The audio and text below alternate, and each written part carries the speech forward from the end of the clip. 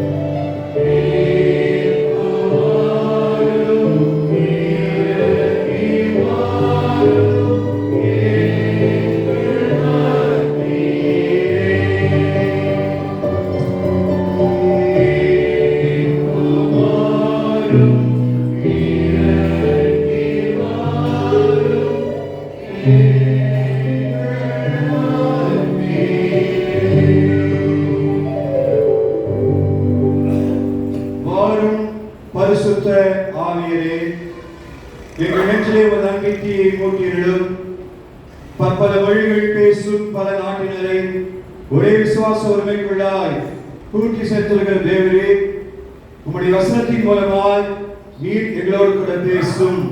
உம்முடைய வசனமே சத்தியம் சுவாமி. ஆமென். கிறிஸ்துவுக்குள் அன்பானவர்களே, திருத்துவ பண்டிகைக்கு பின் வரக்கூடிய 8ஆம் ஞாயிறு ஆராதனை நாம் கூடியிருக்கிறோம். இந்த நாளுக்காய் கொடுக்கப்பட்டிருக்கின்ற பிரசங்க வாக்கியம் பழைய ஏற்பாட்டின் வழியாக நாம் வாசிக்க கேட்ட எரேமியா 23ஆம் அதிகாரம் 16 துவங்கி 29 வசனங்கள் உடைய எரேமியா 23ஆம் அதிகாரம் 16 துவங்கி 29. எல்லாருமே அதை எடுத்து இணைந்து நாம் அதன் பொருள் உணர்ந்து வாசிக்கலாம். 23ஆம் அதிகாரம் 16ஆம் வசனத்தில் இருந்து உங்களுக்கு தீர்க்கதரிசனம் சொல்லுகிற தீர்க்கதரிசன வார்த்தைகளை கேளாதவர்கள் அவர்கள் உங்களை பெருமை கொள்ளும்படியாக செய்கிறார்கள். கர்த்தருடைய வார்த்தையாக தாங்கள் யூகித்த தரிசனத்தை சொல்கிறார்கள் என்று சேனைகளுக்கு கர்த்தர் சொல்லுகிறார்.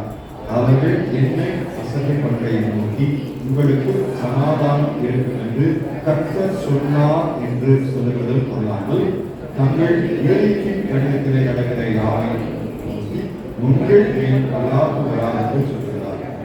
கர்த்தருடைய ஆலோசனையை கூட என்று அவருடைய வார்த்தையை கேட்டு அறிந்தவர் யார்? அவருடைய வார்த்தையை கவனித்து கேட்டவர் யார்? இதோ கர்த்தருடைய பெருங்காற்றாகிய கொடிய கொசு கவனிப்பது அதில் மாற்றி தலையை கர்த்தர் தம்முடைய இதயத்தின் நினைவுகளை தகர்த்து நிறைவேற்றும் அளவும் அவளை போலும் கிடையாது. கடைசி நாட்களில் அதை நன்றாய் உணர்வீர்கள். அந்த தீர்க்கதரிசிகளை நான் அனுப்பாதிருந்தும் அவர்கள் ஓடினார்கள். அவர்களுடைய கூட நான் பேசாதிருந்தும் அவர்கள் தீர்க்க தரிசனம் சொன்னார்கள். அவர்கள் என் ஆலோசனையை நிலைத்திருந்தார்கள். அவர்கள் என் வார்த்தைகளை ஜனங்களுக்கு தெரிவித்து அவர்களை தங்கள் கொள்ளாத வழிகளையும் தங்கள் செய்கையையும் கொள்ளாதவையும் விரும்புவார்கள். நான் சமீபத்திற்குள் மாத்திரமா தேவன் ஒருவருக்கும் தேவன் அல்லவோ என்று சொல்கிறார். எவனாயிலும் தன்னை காணாதபடிக்கு மறுபடியில் விடுத்துக் கொடுக்கிறோமோ என்று கர்த்தர் சொல்கிறார். நான் வானத்தையும் உண்மையும் நடத்துகிறவர் அல்லவோ என்று கர்த்தர் சொல்கிறார். சொப்பன கண்டே என்று என் நாமத்தை சொல்லி பொய் தீர்க்க தரிசனம் குறைக்கிற தீர்க்கதரிசி சொல்லை கேட்டேன். இதுவரைக்கும் எப்படி இருக்கும்? பொய் தீர்க்கதரிசனம் சொல்லுகிற தீர்க்கதரிசி இதயத்தில் ஏதாவது உண்டோ? இவர்கள் தங்கள் இதயத்தின் வஞ்சகத்தையே தீர்க்க தரிசனமாக சொல்கிறார்கள். என் ஜனத்தின் பிதாவுக்கு பாகாத நிமித்தம் என் நாமத்தை மறந்தது போல் இவர்கள் தங்கள் அயலாருக்கு விவரிக்கிற தங்கள் சொப்பனங்களினாலே என் நாமத்தை அவர்கள் மறக்கும்படி செய்ய பார்க்கிறார்கள். சொப்பனம் கண்ட தீர்க்கதரிசி சொப்பனத்தை ஓரிப்பானாக. என் வார்த்தையை விளவினோ என் வார்த்தையை உண்மையாய் சொல்வானாக. ஒருமைக்கும் பலர் எம்மாத்திரம் என்று கர்த்தர் சொல்கிறார். என் வாழ்க்கை அக்கினி போடும், என் கண்ணுடைய நொறுக்கும் சமட்டியை நொறுக்குகிறதோ என்று கர்த்தர் சொல்கிறார்.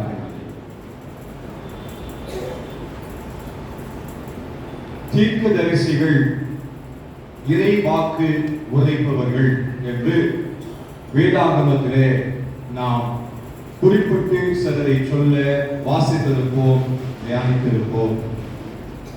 அந்த தீர்க்கர்கள் கர்த்தருடைய வார்த்தையை மிக தெளிவாக சொல்லுகின்ற ஒரு மக்கள். யாராக இருந்தாலும் அது கர்த்தர் சொன்னதினாலே அவர்களுக்கு தைரியமாக தெளிவாக அவர்கள் சொல்லுவார்கள் என்பதிலே நமக்கு எந்த சந்தேகமுமே இல்லை.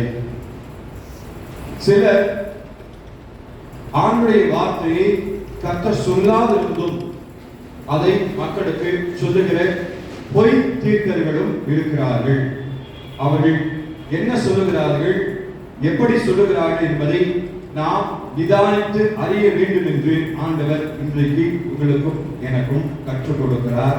எரேமியா தீர்க்கதரிசியின் மூலமாக. எரேமியா தீர்க்கதரிசிக்கு ஆண்டவர் தெளிவாய் பேசுகிறார்.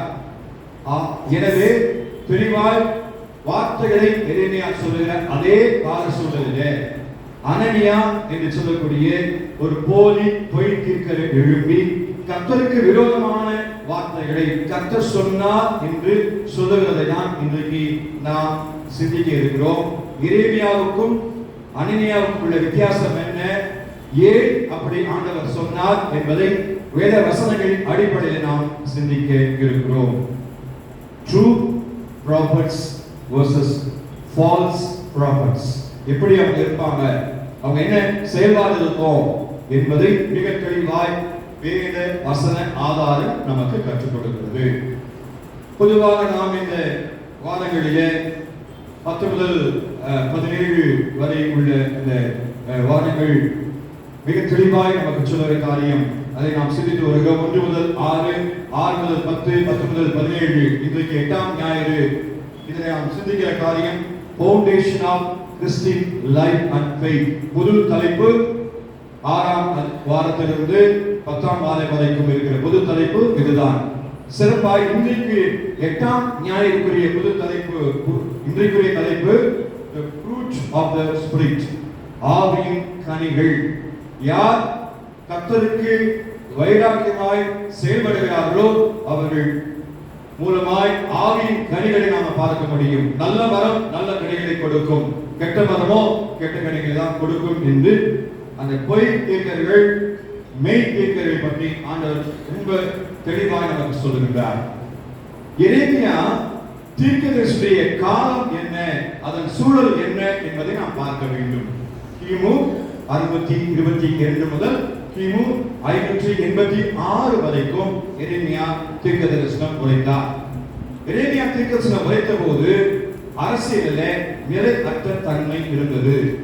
எரேமியா தீர்க்கதரிசன காலத்துல யூதா மக்கள் பாபிலோனுக்கு சிறைப்பட்டு போனார்கள். அதிலே தானியேலும் ஒரு மனிதர் பாபிலோனிலே சிறையிலே அடைக்கப்பட்டார். போர் சூழல் நடந்தது. அந்த போரிலே யோசியா ராஜா கொல்லப்பட்டார். இதுதான் எரேமியா சொன்ன வார்த்தைகளின் அடிப்படை ஆதாரங்களுக்கு சூழலாய் அமைந்திருந்தது. எரேமியாவை எப்போதும் அழுகையின் தீர்க்கர் என்று சொல்லுவாங்க. வைராக்கியமாய் கர்த்தருடைய வார்த்தையை சொன்னதினாலே அநேக காரியங்கள் நெருக்கங்கள் அந்த எரேமியாவுக்கு வந்ததை நாம் அறிவோம். ஆகவே இன்னைக்கு பழைய ஏற்பாட்டை நாம் வாசித்த போது கர்த்தர் சொல்லுகிறார், கர்த்தர் சொல்லுகிறார், கர்த்தர் சொல்லுகிறார் என்ற வார்த்தையை ரிப்பீட்டடா நாம் பார்த்தோம். அதுதான் தீர்க்கதரிசிகளுக்கு சொல்லப்படுகிற உண்மைகள். Thus says the Lord. கர்த்தர் என்ன சொல்லுகிறாரோ அதை தெளிவா மக்களுக்கு சொல்லுவாங்க. அதுதான் தீர்க்கதரிசியுடைய வேலை என்பதை நாம் அறிந்திருக்கிறோம். முதலாவது தலைப்பு அனுப்பப்படாத தீர்க்கதரிசிகள். அனுப்பப்படாத தீர்க்கதரிசிகள், அதாவது பொய் தீர்க்கர்கள். அவங்க எப்படி இருப்பாங்க, அவங்க செயல்பாடு எப்படி இருக்கும் என்பதை வேத ஆதாரம் நமக்கு கற்றுக் கொடுக்கிறது. அப்ப பொய் தீர்க்கர்கள் கர்த்தருடைய வார்த்தையை கேட்காம சொல்றவங்க. உண்மையான தீர்க்கர்கள் என்பவர்கள் யார்? வாசியுங்கள். 2 பேதுரு முதல் அதிகாரம் 21வது வசனம். 2 பேதுரு முதல் அதிகாரம் 21வது வசனம்.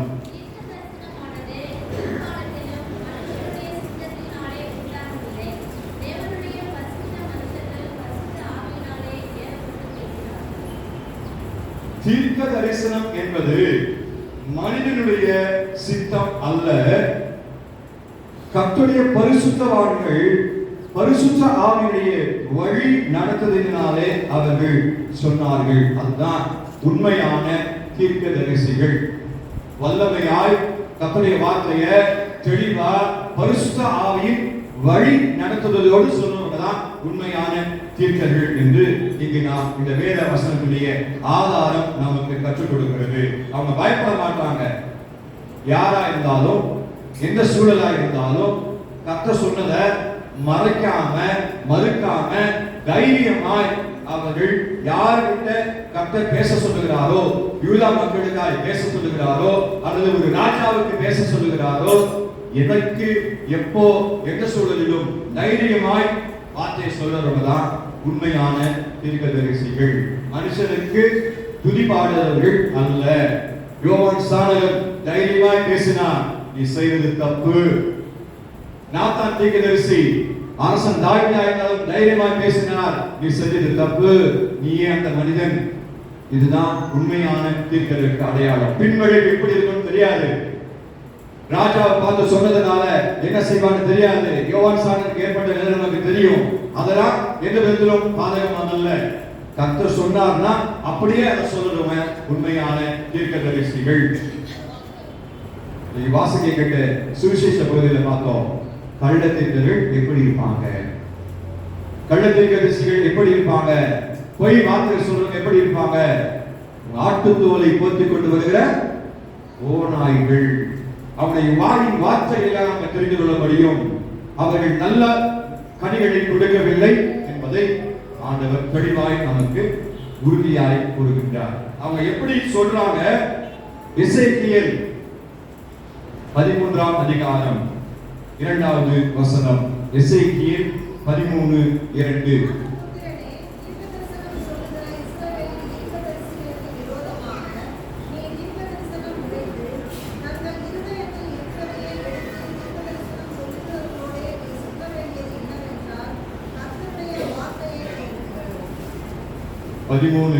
எசேக்கியேல் 13ஆம் அதிகாரத்துல ரொம்ப தெளிவாய் ஆண்டவர் நமக்கு சொல்லுகிற காரியம் என்னன்னா, அவங்க தங்கள் இருதயத்தில் இருக்கிறதை எடுத்து தீர்க்கதரிசனம் சொல்வது கூட நீ சொல்வது என்னவென்றால் என்று ஆண்டவர் சொல்லுகிறார். கர்த்தர் சொல்லாதத அவங்க இருதயத்தில் என்ன நினைக்கிறாங்களோ அதை தீர்க்கதரிசனமா சொல்றவங்க பொய் தீர்க்கதரிசிகள் என்று ஆண்டவர் நமக்கு உணர்த்தி காட்டுகிறார். முதல் காரியம் அதுதான். இருதயத்தில் இருக்கிறத சொல்றதுதான் பொய் தீர்க்கதரிசனம். இரண்டாவதாக அவங்க என்ன செய்யறாங்க? பெருமை கொள்ளுகிறார்கள். லூக்காவில 6ஆம் அதிகாரம் 26வது வசனம். லூக்கா 6:26.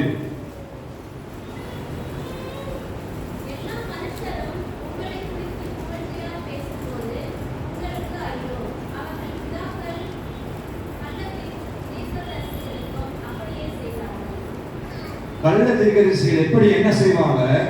தங்களை புகழ வேண்டும் என்பதற்காய், மக்கள் எல்லாரும் தங்களை போற்ற வேண்டும் என்பதற்காய் கர்த்தர் சொன்னாததெல்லாம் மக்களுக்கு சொல்லுவாங்க. அவங்களுக்கு என்ன இலகுவா இருக்கோ, அவங்களுக்கு என்ன நன்மையா இருக்கிறது தோன்றுகிறதோ அதெல்லாம் சொல்லுவாங்க.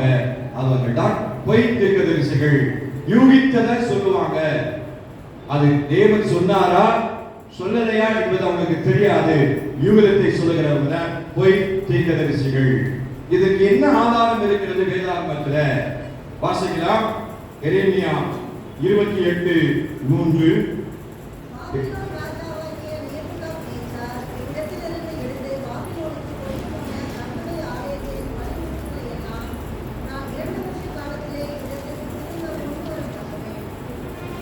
ரெண்டு வருஷத்துல எல்லாரையும் நான் திரும்பி வர பண்ணுவேன்னு சொல்லி கர்த்தர் சொன்னார்னு அனனியா தீர்க்கதரிசி சொல்லுகிறான். அது தவறு என்பதை எரேமியாவின் மூலமாக கர்த்தர் உங்களுக்கு எனக்கு கற்றுக் கொடுக்கிறார். வாசிக்கலாம். எரேமியா 23ஆம் அதிகாரம் 5வது வசனம்.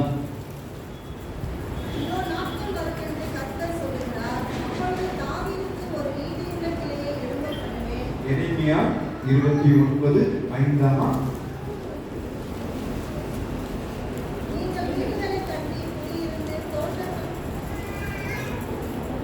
நீங்கள் வீடுகளை கட்டி குடியிருந்து தோட்டங்களை நாட்டி அவைகளின் மேல் கனியை சாப்பிடுங்கள். 10ஆம் வசனம் அதே அதிகாரத்துல, பாபிலோனிலே 70 வருஷம் நிறைவேறின பின்பு நான் உங்களை சந்தித்து உங்களை இவ்விடத்திற்கு திரும்பி வர பண்ணும்படிக்கு உங்கள் மேல் என் நல் வார்த்தையை நிறைவேற பண்ணுவேன் என்று கர்த்தர் சொல்லுகிறார். எரேமியா மூலமாய் கர்த்தர் சொன்ன வார்த்தை என்னன்னா, நீங்கள் 70 வருடம் அங்கு இருப்பீர்கள். நீங்க அந்த வீடுகளை கட்டுங்க, தோப்புகளை நாட்டுங்க, எல்லாவற்றையும் நீங்கள் நிறைவாக்கும்படி நான் உங்களோடு கூட இருப்பேன். 70 வருடம் சென்ற பிறகு நான் உங்களை திரும்பி சொந்த தேசத்துக்கு கொண்டு வருவேன். அதுதான் எரேமியா உண்மையான தீர்க்கதரிசி கர்த்தர் சொன்ன வார்த்தை. ஆனால் அனனியா அதற்கு மாறாக 2 வருஷத்துல நீங்க திரும்பி வந்துடுவீங்க, 2 வருஷத்துக்குள்ள எல்லாவற்றையும் நான் கொண்டு வருவேன் சொல்லி தன்னுடைய இருதயத்தில் இருந்ததை தீர்க்கதரிசனமாய் உரைக்கின்றான். அதுதான் ஆண்டவர் அங்கு மிக தெளிவாய் எச்சரிக்கிறார் என்பதை நாம் பார்க்கிறோம். அனனியாவுக்கு ஏற்பட்ட நிலைகள் நன்றாய் தெரியும். எரேமியா 28:15 வாசிங்க.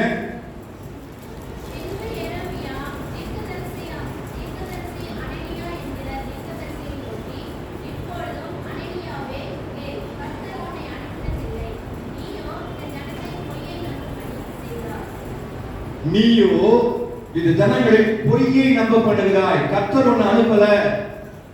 மிக தெளிவாய் அங்க எரேமியா அனனியாவுக்கு சொல்லுகிறார் கர்த்தர். எரேமியாவின் மூலமா இந்த வார்த்தை வருகிறத நம்ம பார்க்கிறோம்.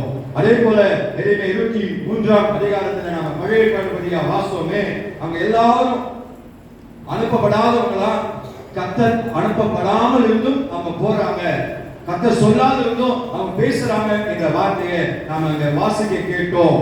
கர்த்தர் சொல்லுகின்றார், இன்றைக்கு அந்த தீர்க்கதரிசியை நான் அனுப்பாதிருந்தும் அவர்கள் ஓடினார்கள், நான் அவரோடு கூட பேசாதிருந்தும் அவர்கள் தீர்க்கதரிசனம் சொல்லுகிறார்கள். ஆகவே பொய் தீர்க்கதரிசிகள் எச்சரிக்கையாய் நாம் இருக்க வேண்டும். அது மட்டுமல்ல, இன்னைக்கு இருக்கிறாங்க. உண்மையான தீர்க்கதரிசனம் சொல்றவங்க இருக்கிறாங்க, பொய்யாய் தீர்க்கதரிசனம் சொல்றவங்க இருக்கிறாங்க. இன்றைக்கு நமக்கு ஆண்டவருடைய வருகை என்பது பிதாவுக்கு மட்டும்தான் தெரியும். அவருடைய வருகை ரகசியமாக இருக்கிறது. ஆனால் இன்றைக்கு இயேசு வருவார், எல்லாரும் வந்து கூடுவோம், இந்த இடத்துல இயேசு வருவார், எல்லாரும் வந்து கூடுவோம் என்று பல காலகட்டங்களில் பலர் சொல்ல நாம கேட்டிருக்கிறோம். அதெல்லாம் அபத்தமான வார்த்தை, கர்த்தர் சொல்லாத வார்த்தை. கர்த்தர் சொல்லி இருக்கிறார், அது பிதாவுக்கு மட்டும் தெரியும். திருவருமாய் ஆண்டவருடைய வருகை இருக்கும். ஆகவே பொய் தீர்க்கதரிசிகளை, அனுப்பப்படாத தீர்க்கதரிசிகளை நாம் நம்ப வேண்டாம். அதற்கு வசனம் ஆதாரம் நமக்கு இருக்கிறது. அவங்க இருந்ததை சொல்றாங்க, வீண் பெருமைக்காய் சொல்றாங்க, யூகித்ததை சொல்றாங்க, கர்த்தர் சொல்லாததை சொல்றாங்க. இவர்கள் அனுப்பப்படாத தீர்க்கதரிசிகள். இரண்டாவதா அடைகின்ற கோபம். கர்த்தர் அடைகின்ற கோபம். தவறா பேசுறதுனால ஆண்டவர் மிகவும் அவர் கோபப்படுகின்றார் என்பதை வேதவசனம் நமக்கு மிக தெளிவாய் சுட்டி காண்கிறது. வாசிக்க கேட்ட மலையாளத்தில் நம்ம பார்த்தோம், அவருடைய கோபம் எழுகின்றது என்று சொல்லி அங்கே குறிக்கப்பட்டிருந்தது. அவை ஆண்டவருக்கு விரோதமா பல காலங்களில பல நேரங்களில மக்கள் செயல்படுகிற போது எச்சரிக்கையின் துணி கொடுக்கப்படுகிறது தீர்க்கதரிசிகள் மூலமாக. ஆனால் அதற்கு செவிகொடாத ஒரு எல்லை வரும்போது அங்கு அழிவு உண்டாகுகிறது என்பதை நாம் அறிந்திருக்கிறோம். நோவா காலத்திலே அழிவு, சோதோம் குமரா அழிக்கப்பட்டது, யூதா மக்கள் அநேகர் அழிக்கப்பட்டார்கள். அதற்கு என்ன காரணம்? கர்த்தருடைய வார்த்தைக்கு அவர்கள் செவி கொடுக்கவில்லை என்பதனாலே. எரேமியா 28ஆம் அதிகாரம் 16-17 வசனங்கள் சொல்கிறது,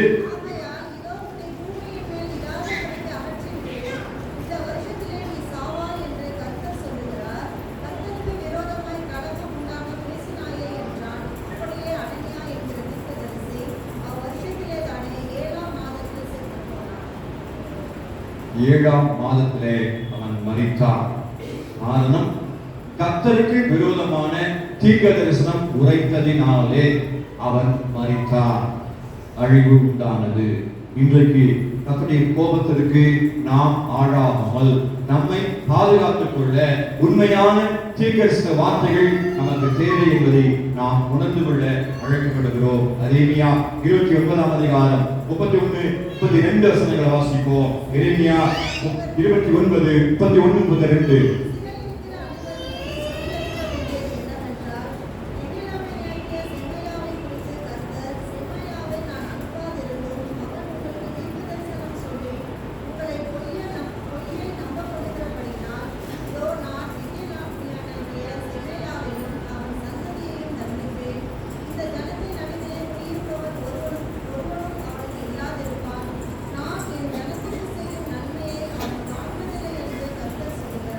செமாயா என்ற தீர்க்கதரிசியை குறித்து ஆண்டவர் எங்க பேசுகிறார். அவன் நான் சொன்னாத சொல்றான், நான் அனுப்பாதிருந்தும் அவன் பேசுகிறான். ஆகவே அவருடைய சந்ததி பாதிக்கப்படும் என்று ஆண்டுடைய வார்த்தை அங்கு எரேமியாவின் மூலமாக எழுகின்றது. தண்டனைக்கு தப்ப முடியாது. கர்த்தருடைய கோபத்திற்கு நாம் விலகி நிற்க வேண்டும் என்ற எச்சரிக்கை உங்களுக்கும் எனக்கும் இன்றும் அது தரப்படுகிறது. என்னாகமத்தில் நாம் வாசிக்கிறோம் விலையாமை குறித்து. என்னாகமம் 22ஆம் அதிகாரம் 12ஆம் வசனத்தையும் 22ஐயும் வாசிப்போம். முதல் 12, அடுத்தது 22. என்னாகமம்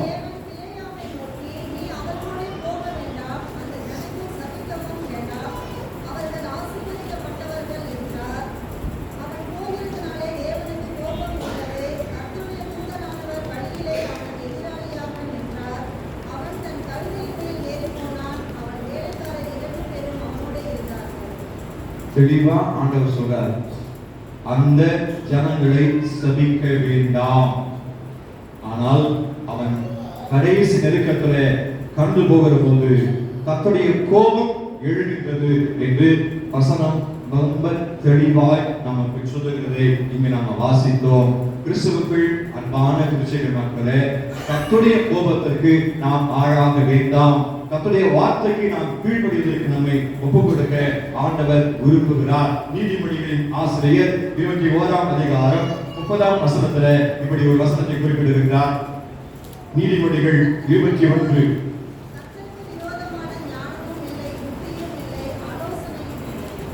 கர்த்தருக்கு விரோதமான ஞானம் இல்லை, புத்தி இல்லை, ஆலோசனையும் இல்லை. ஆகவே அவர் பாதத்துல அமருவோம். நான் உனக்கு போதித்து நீ நடக்க வேண்டியவரை உனக்கு காட்டுவேன் என்ற ஆண்டுடைய பாதத்துல நாம் அமர்வோம். அவருடைய வார்த்தை கேட்போம். உண்மையான தீர்க்கர்கள் யார், பொய் தீர்க்கர்கள் யார் என்ற தெளிவை ஆண்டவர் தாமே நமக்கு தருவார் என்று நாம் விசுவாசிப்போம். இன்றைக்கு நியாய தீர்ப்புக்கு, அழிவுக்கு நம்முடைய தேசம், நம்முடைய சபை, மனுக்குலம் ஒவ்வொரு நாளும் ஆயத்தப்பட்டு அதற்கு தப்பிக்கொள்ள வேண்டும் என்று சொல்லிதான் ஆண்டவர் இந்த வசனங்களை மறுபடியுமா உங்களுக்கு எனக்கு நினைவுபடுத்துகின்றார். ஆகவே கர்த்தருடைய கோபத்திற்கு நாம் தப்பிக்கொள்வோம். அனுப்பப்படாத தீர்க்கதரிசிகள் அடைகின்ற கோபம். மூன்றாவதாக அக்கினிமயமான வார்த்தைகள். அக்கினிமயமான வார்த்தைகள். கர்த்தருடைய வார்த்தை மிக தெளிவா பேசினா அதற்கு நம்ம செவி கொடுக்க வேண்டும். காரணம், வல்லமையுள்ள வார்த்தைகள், கர்த்தருடைய வார்த்தைகள். நம்முடைய வார்த்தைகள் கர்த்தருடைய வார்த்தை வருகிறது என்பதை நாம் உணர வேண்டும். கர்த்தருடைய வார்த்தையை பேசினா அதற்கு நாம் நம்மை முதல்ல அர்ப்பணிக்க வேண்டும். அப்பதான் கர்த்தருடைய வார்த்தையை தெளிவா பேச முடியும் என்று ஆண்டவர் நமக்கு கற்றுக் கொடுக்கிறவராக இருக்கிறார். எப்படி இருக்கும்? 28, 29 எரேமியாவை வாசித்தோமே. 23ஆம் அதிகாரம் 28, 29 வாசிப்போம்.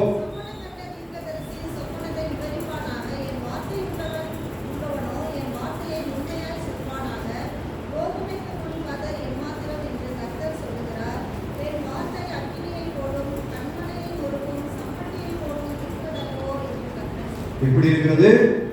அக்கினி போல, சம்மட்டி போல அந்த வார்த்தை இருக்கிறது என்பதை ஆண்டவர் உங்களுக்கு எனக்கும் கற்றுக் கொடுக்கிறார். கர்த்தர் அடைந்த கோபத்தினாலே அவருடைய வார்த்தைகள் வெளிப்பட்டால் நாம் இந்த உலக வாழ்க்கையில நிர்மூலமாக நேரிடும் என்று ஆண்டவர் நமக்கு எச்சரிப்பின் துணியை கொடுக்கின்றார். அவர் எதற்காய் இந்த உலகத்தில் இயேசு கிறிஸ்து அனுப்பப்பட்டாரோ அதை நிறைவேற்றி முடித்தார். அதற்கு ஆதாரம் ஆண்டுடைய வார்த்தை. மத்திய 17ஆம் அதிகாரம் 5ஆம் வசனத்துல அந்த வார்த்தை சொல்லப்படுகின்றது. இவர் நேசகுமாரன், இவருக்கு நீங்கள் செவி கொடுங்கள். அந்த வார்த்தைகளுடைய வல்லமை இயேசு கிறிஸ்து உலகத்தில் வாழ்ந்த போது அவர் வாய் திறக்கிற போது அற்புதங்கள் நடந்தது. அவர் சொன்னா இயற்கை கட்டப்பட்டது. அவர் சொன்னா வியாதிகள் மாறியது. அவர் சொன்னா பிசாசுகள் ஓடியது. அதற்கு காரணம் அவருடைய வல்லமையுள்ள வார்த்தைகள். அவர் சொன்னார்தான் அவர் கட்டளை நிற்கும். அவர் சொல்ல ஆகும் என்று நாம் வேதத்தில் வாசிக்கிறோம். நான் கர்த்தர், நான் சொல்லுவேன், நான் சொல்லும் வார்த்தை நிறைவேறும். அந்த வார்த்தை விடுமையாய் திரும்பாது. இவற்றையெல்லாம் நாம் சிந்தித்து பார்க்கிறோம். அவருடைய வார்த்தை என்பது வல்லமை உள்ளது. அந்த வல்லமையுள்ள வார்த்தைக்கு நாம் கீழ்ப்படிய ஒவ்வொரு நாளும் நம்மை அர்ப்பணிக்கிறோமா? அதை தியானிக்கிறோமா? ஆண்டவரோடு கூட பேசுகிறோமா? அந்த வார்த்தைக்கு நாம் பொருள் உணர்ந்து கொள்ள முடிகிறதா? அந்த வார்த்தை உண்மையானது என்பதை யார் உண்மை தீர்க்க, யார் பொய் தீர்க்க என்பதை நம்மால் நிதானித்து அறிய முடிகின்றதா? அதை ஆண்டவர் உங்களுக்கும்பாய் எனக்கும்பாக வைக்கிறவராக இருக்கின்றார். அந்த வார்த்தை அக்கினிமயமான வார்த்தை. அந்த வார்த்தை சம்மட்டி போன்ற வார்த்தை. அந்த வார்த்தை ஆண்டுடைய வாயிலிருந்து வருகிற வார்த்தை என்பதனாலே, அவரே வார்த்தையா இருப்பதனாலே, அவர் தேவனோடு இருந்த போது அவர் வார்த்தையா இருந்தார். அவர் வார்த்தையா இருந்த போது மாம்சமாய் நம்மோடு கூட வந்தார். நம்முடைய இடத்தில் அவர் தங்கி இருக்கிறார். அவர்தான் இயேசு, அவர்தான் வார்த்தை. அவருடைய வார்த்தை வல்லமை உள்ளது. அதை நாம ஒவ்வொரு நாளும் உணர அழைக்கப்படுகின்றோம். அப்படி உணர்ந்தால் ஆசீர்வாதம், உணரவில்லை என்றால் அழிவுக்கு, நியாயத்திற்கு ஏதுவாக நேரும் என்று ஆண்டவர் சொல்கிறார். நீதிமொழிகள் 14ஆம் அதிகாரம் 5ஆம் வசனம். நீதிமொழிகள் 14:5.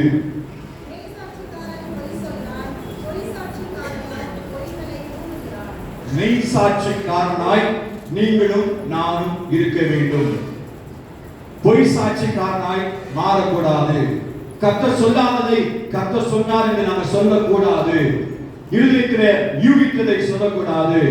இருதயத்தின் எண்ணங்களை நாம் தீர்க்கதரிசனமாய் சொல்லக்கூடாது. மெய் சாட்சிக்காரனாய் நீங்களும் நானும் இன்றைக்கு இருக்க வேண்டும் என்று நம்முடைய தேவாதி தேவன் விரும்புகின்றார். மோசேயை குறித்து ஆண்டவர் சொல்ல, என்னுடைய வீட்டில் என்றும் உண்மை உள்ளவனாக இருந்தான். அதுதான் கர்த்தர் கொடுக்கிற அந்த சர்டிபிகேட். நோய் குறித்து ஆண்டவர் சொல்ல காரியம், சன்மார்க்கனும் நித்திய நீதியுள்ளவனுமாய் இருந்தான் என்று ஆண்டவர் சொல்லுகின்றார். ஏனோக்கு கர்த்தரோடு சஞ்சரித்து அவரோடு எடுத்துக் கொள்ளப்பட்டார். இப்படிப்பட்ட நீதிமான்கள் கர்த்தருடைய வார்த்தையை சொன்னாங்க, அந்த வார்த்தைக்கு கீழ்ப்படிந்தாங்க, செயல்பட்டாங்க. நாமும் அப்படி செயல்பட வேண்டியது அவருடைய விருப்பம். 1 கொரிந்தியர் 4ஆம் அதிகாரத்துல 17ஆம் வசனம் சொல்லுகிறது. 1 கொரிந்தியர் 4ஆம் அதிகாரம் 17ஆம் வசனம்.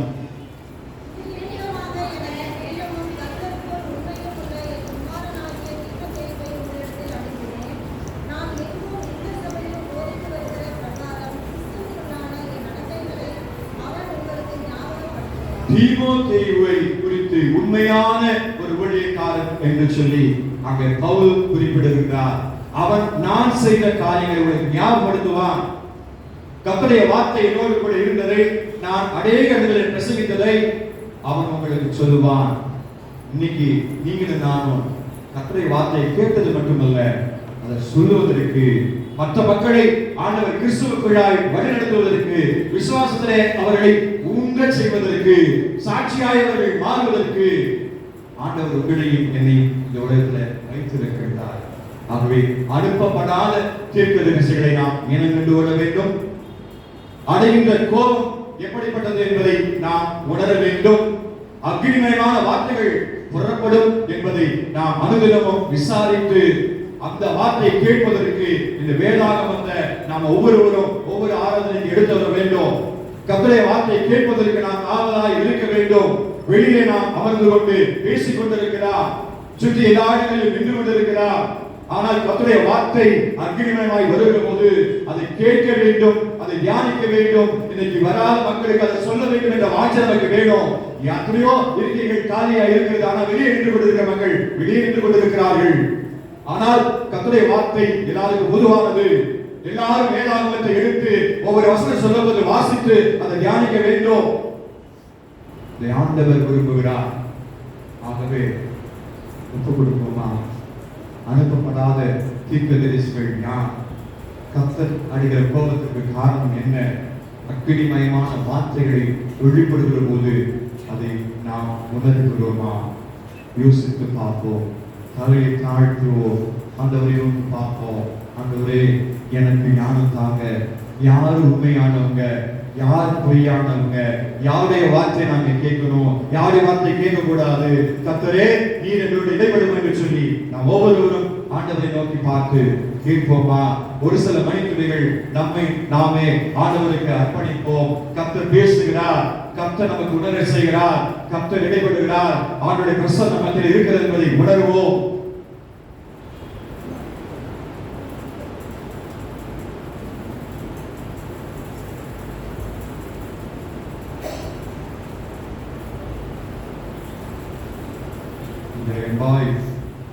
நேசிக்கிற நல்ல ஆண்டவரே, எங்களோடு கூட பேசுவீராக. உண்மையான வார்த்தை எங்களுக்கு யார் சொல்லுகிறார் என்பதை கற்றுக் கொடுப்பீராக. உங்களுடைய வல்லமையுள்ள கருத்தில் ஒப்புக் கொடுக்கிறோம். இயேசுவின் நாமம் மகிமைப்படட்டும். இயேசுவின் நல்ல பிதாவே, ஆமென்.